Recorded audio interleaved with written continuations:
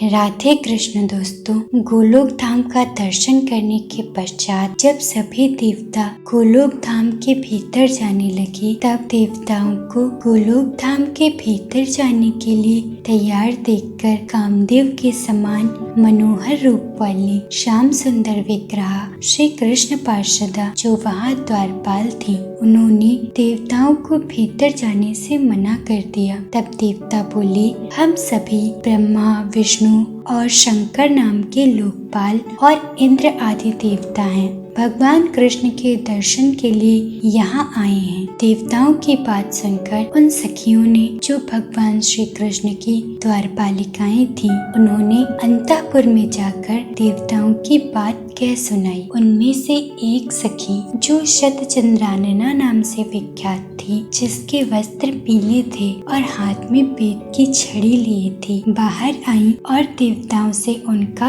अभीष्ट प्रयोजन पूछा। शतचंद्रानना बोली, यहाँ पधारे हुए आप सब देवता किस ब्रह्मांड के निवासी हैं, यह शीघ्र बताइए। तब मैं भगवान श्री कृष्ण को सूचित करने के लिए उनके पास जाऊंगी। देवताओं ने कहा, अहो, यह तो बड़े आश्चर्य की बात है। क्या अन्य ब्रह्मांड भी हैं? हमने तो उन्हें कभी नहीं देखा। हम तो यही जानते हैं कि एक ही ब्रह्मांड है, इसके अतिरिक्त दूसरा कोई है ही नहीं। शतचंद्रानना बोली, ब्रह्मदेव, यहाँ तो विरजा नदी में करोड़ों ऐसे ब्रह्मांड इधर उधर लुढ़क रहे हैं। उनमें भी आप जैसे ही पृथक पृथक देवता वास करते हैं। और क्या आप लोग अपना नाम गांव तक नहीं जानते? जान पड़ता है कभी यहाँ आए नहीं हैं। अपनी थोड़ी सी जानकारी में ही हर्ष से फूल उठे हैं। जान पड़ता है कभी घर से बाहर निकले ही नहीं। जैसे गूलर के फलों में रहने वाले कीड़े जिस फल में रहते हैं, उसके सिवा